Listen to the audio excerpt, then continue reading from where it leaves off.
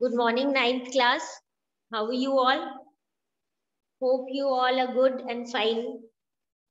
So, class, we were on our chapter number 1 of history, that is French Revolution, and we have basically understood कि जो ये French revolution है ये हुआ क्यों था, इसके रीजंस क्या थे, वेरियस इवेंट्स क्या थे, जिसके बाद एक बहुत बड़ा चेंज आया था in the kind of political system that existed in France.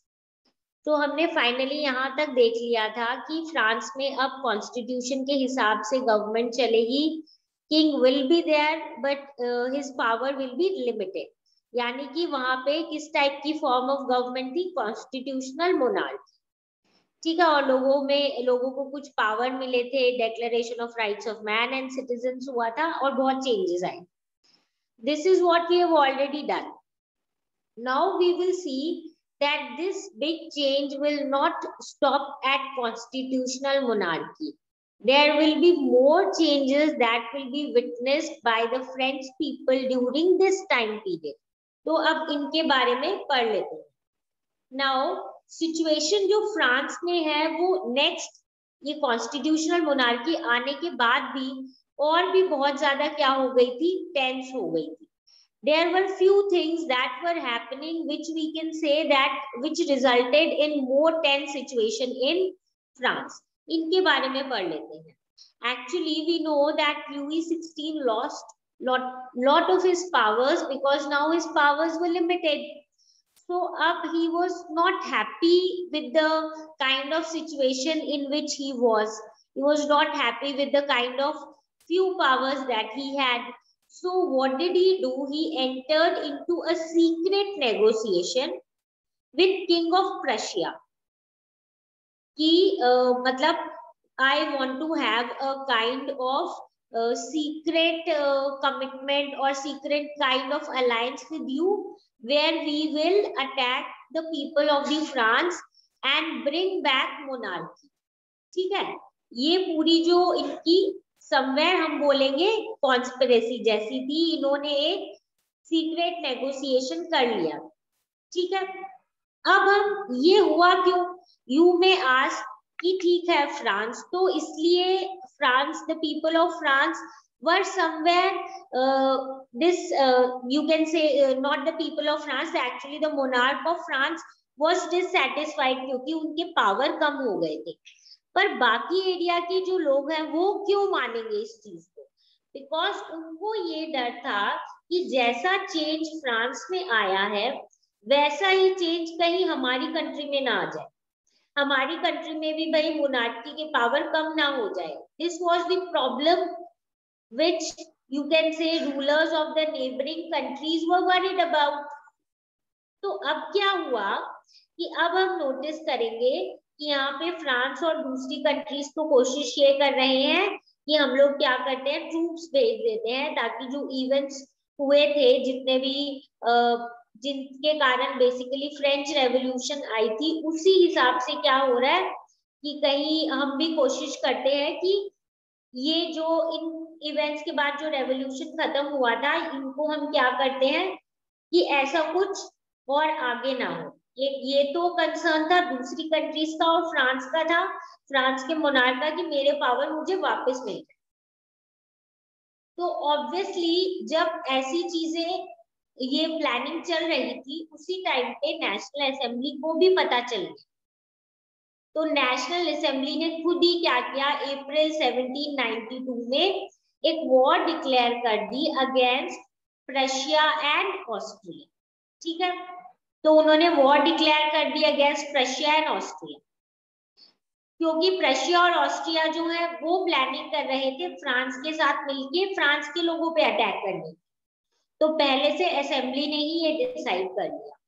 जैसे ही ये न्यूज पहुंची कॉमन लोगों तक, तो वो थाउजेंड्स एंड थाउजेंड्स में उन्होंने वॉलेंटियर किया, खुद ही बोला कि हम हाँ आर्मी का पार्ट बनेंगे, because we are fighting for our country and we are fighting for the people who are against, you can say, this मतलब ये जो चेंज कॉन्स्टिट्यूशनल मोनार्की या थोड़ा डेमोक्रेसी फॉर्म ऑफ गवर्नमेंट जो है इसके जो अगेंस्ट है, यानी specifically they were saying that we are ready to fight against people like kings and aristocracies all over the world. And obviously जब war होता है तो हमेशा एक सेंस ऑफ मोटिवेशन या इस टाइप की चीजें क्रिएट करने के लिए, जैसे हमने सिंबल से रिलेटेड बोला था, वैसे ही इन्होंने क्या किया कि वो एक पेट्रियोटिक सॉन्ग गाते हुए हमेशा मूव करते थे, जिसका सॉन्ग को हम बोलते हैं मार्सेलस। ठीक है, ये पोएट रॉबर्ट डी ली आई ने क्या किया था, उन्होंने ही ये पूरा जो सॉन्ग है ये कंपोज किया। ये फर्स्ट टाइम किसने गाया था, जब जो वॉलंटियर्स थे वो मार्सेल से पेरिस की तरफ मार्च कर रहे थे। ठीक है, और यही से क्या हुआ, इसको अपना नाम मतलब ये टर्म मिला मार्सेलस। और अभी अगर हम प्रेजेंट टाइम की बात करें तो मार्सेलस जो है वो फ्रांस का नेशनल एंथम। ठीक है, तो यहाँ पे हमें पता चल गया कि जो यहाँ पे एक नई डेवलपमेंट हो रही है, जहाँ पे हम देखेंगे कि रेवोल्यूशन जो जिसके कारण कॉन्स्टिट्यूशनल मोनार्की आई थी, उसके ही कुछ ही टाइम बाद वापस से एक और वॉर लाइक सिचुएशन शुरू हो गई। सो वी नो कि ये वॉर लाइक जो सिचुएशन है इसमें जो कॉमन लोग हैं they were totally you can say engaged in it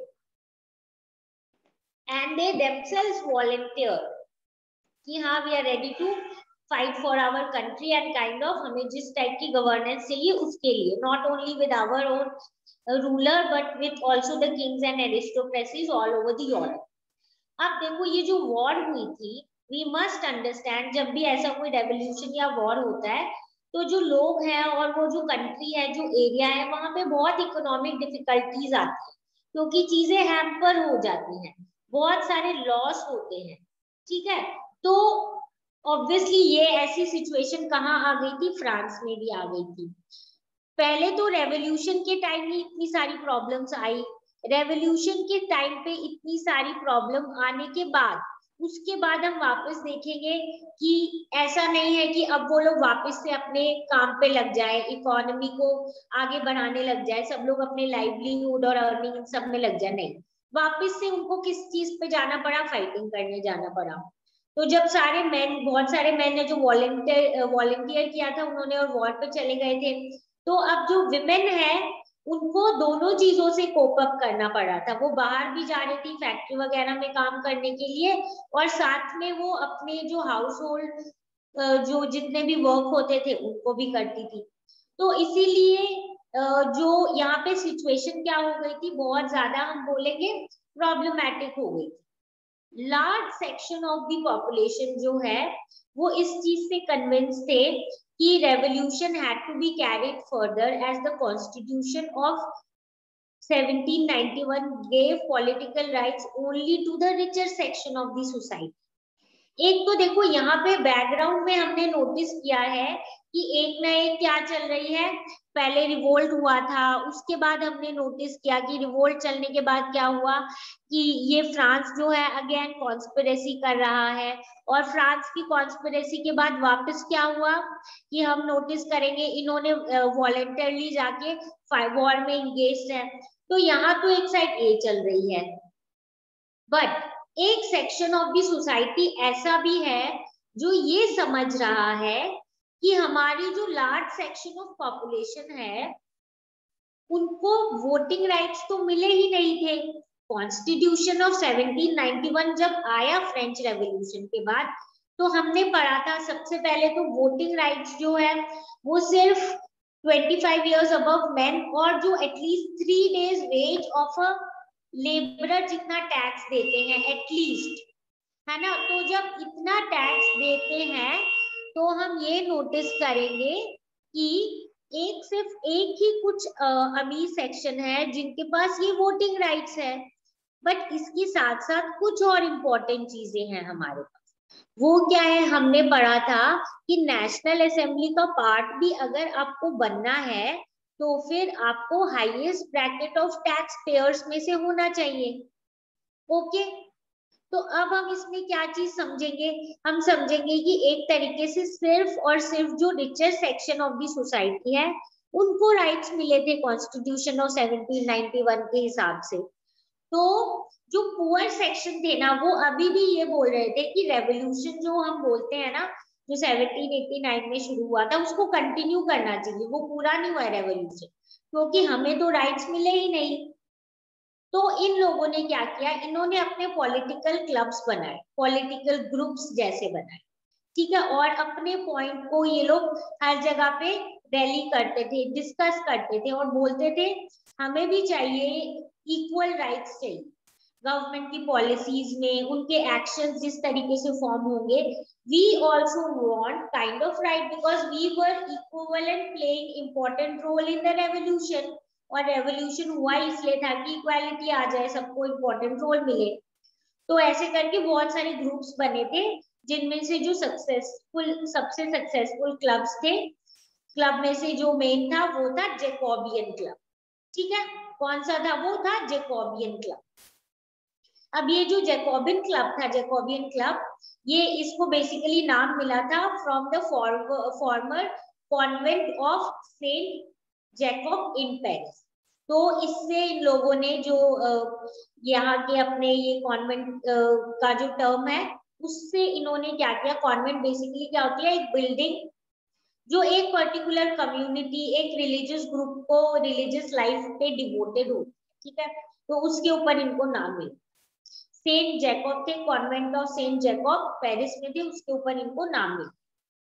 अब यहाँ पे तो ये हो रहा है, इसके बाद हमें ये भी पता है, जब हम यही सेक्शन इक्वालिटी की बात कर रहे हैं तो हमें ये भी पता है कि विमेन को भी राइट्स नहीं मिले थे, तो वो भी अपने क्लब्स बना के प्रोटेस्ट कर रही हैं, जिसके बारे में we will study in the next section of the chapter, जहां पे सिर्फ विमेन से रिलेटेड हमारे इंपॉर्टेंट जो रेवोल्यूशन में रोल था विमेन का उसके बारे में पढ़ेंगे।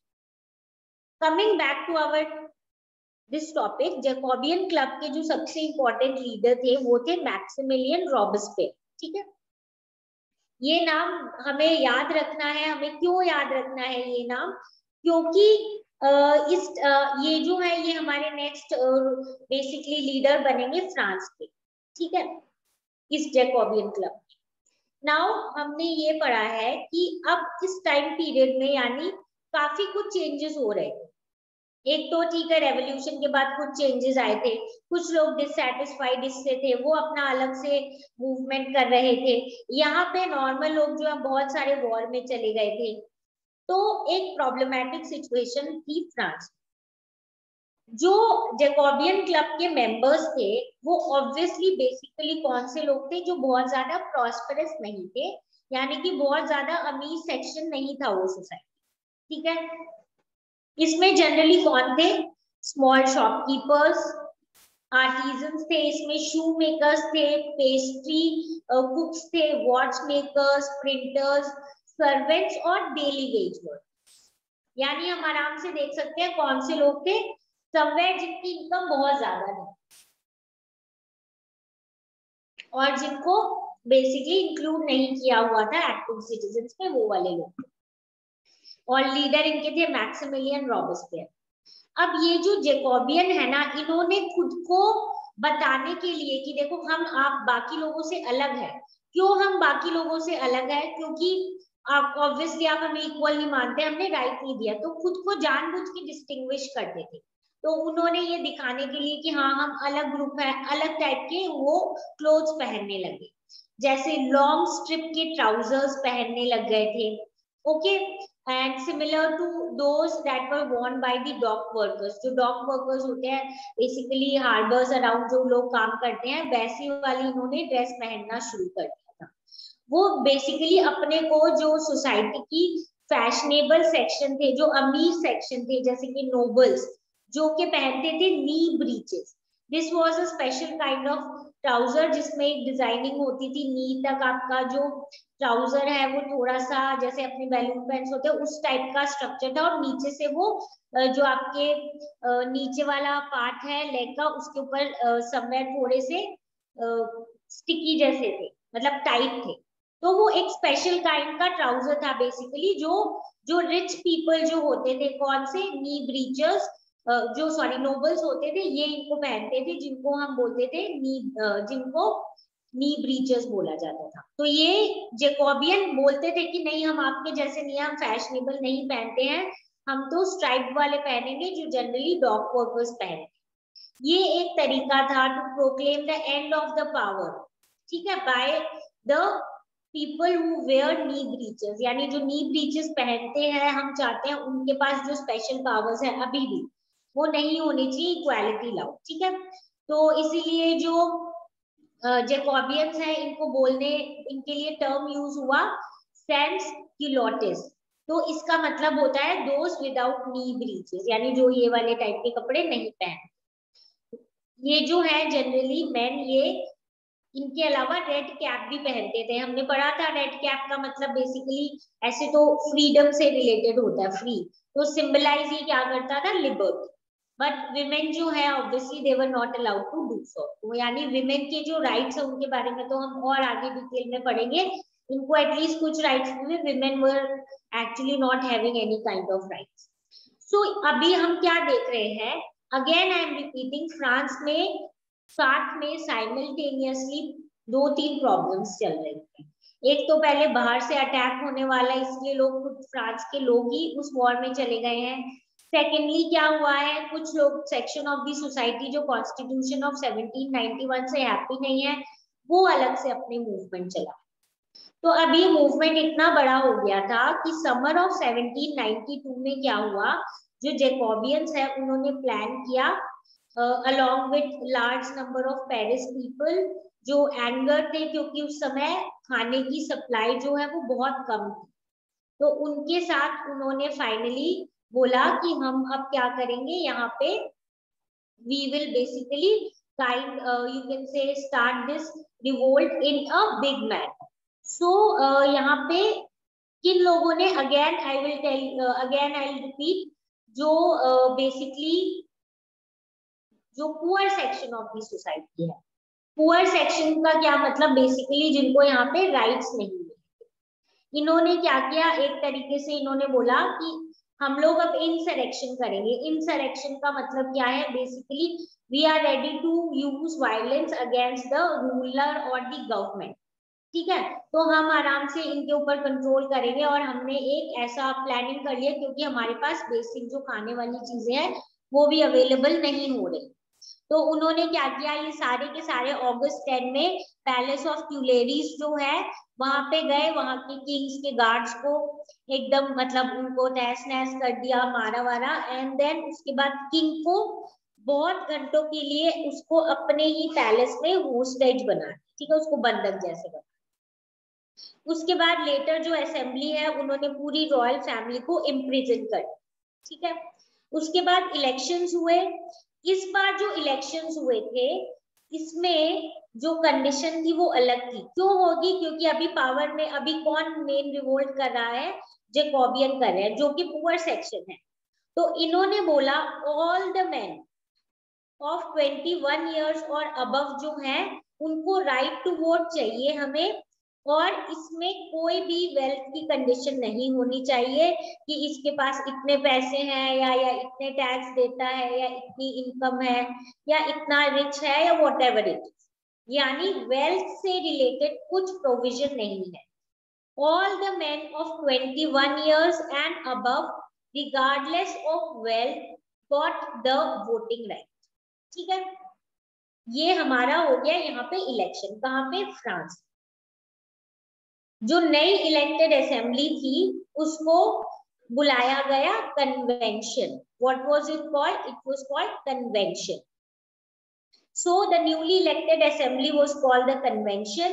21st September 1792, remember the date, 21st September 1792, it abolished the monarchy and declared France to be a republic. इन्होंने क्लियरली बोल दिया हमें अब कुछ कॉन्स्टिट्यूशनल मोनार्की नहीं चाहिए, हमें मोनार्की नहीं चाहिए, because the king somewhere they held king responsible for many of the problems even after the revolution also and basically पूरे इस टाइम पीरियड के थ्रू। तो इन्होंने बोला कि कॉन्स्टिट्यूशनल मोनार्की के आने के बाद भी कोई चेंज नहीं हुआ major, so we do not want monarchy.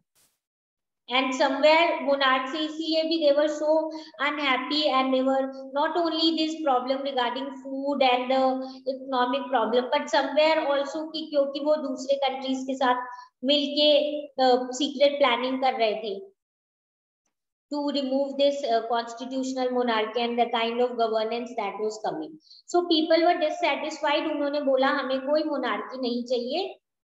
And इस डेट को इन्होंने डिक्लेयर कर दिया कि फ्रांस क्या है, एक रिपब्लिक है। रिपब्लिक क्या होता है?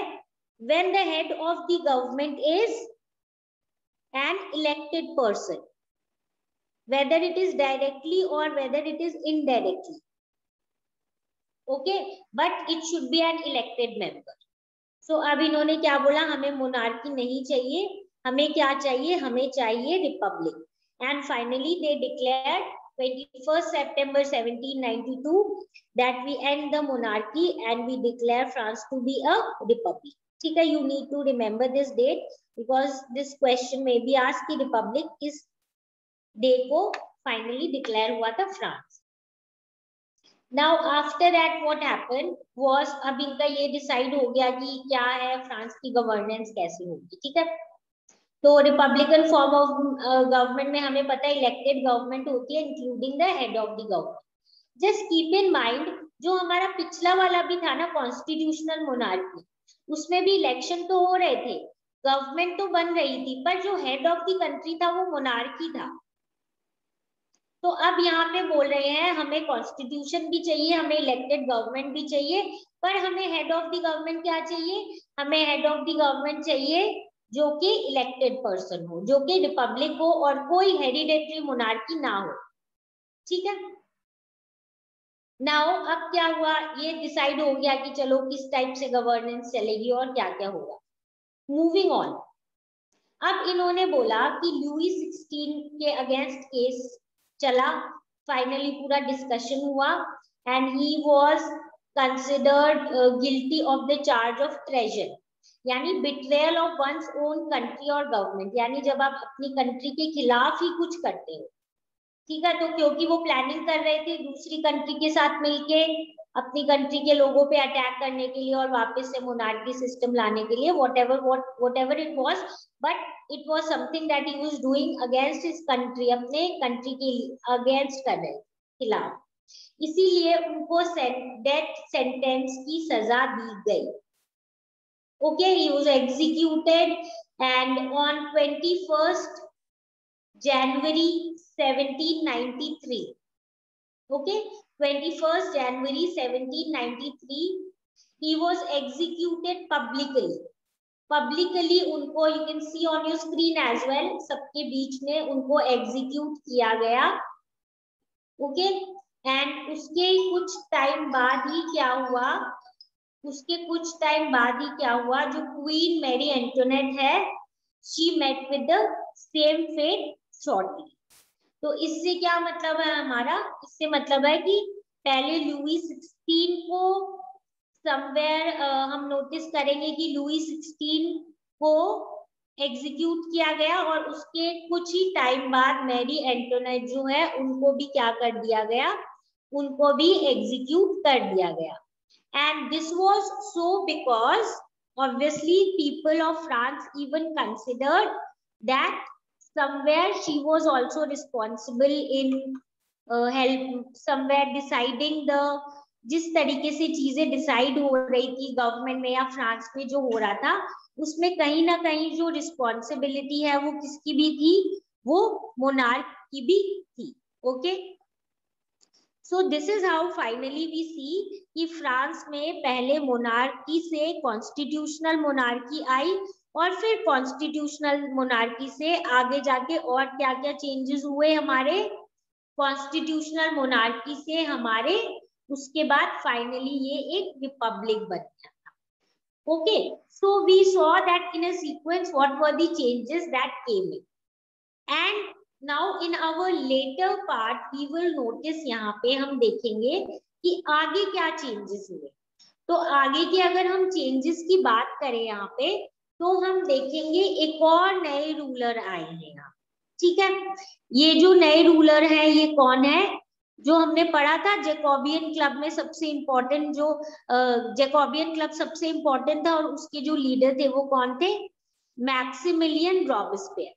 तो after election he became the head of the country and his rule again was something that was, you can say, not very good. तो उनके टाइम पीरियड को हम बोलते हैं रेन ऑफ टेरर।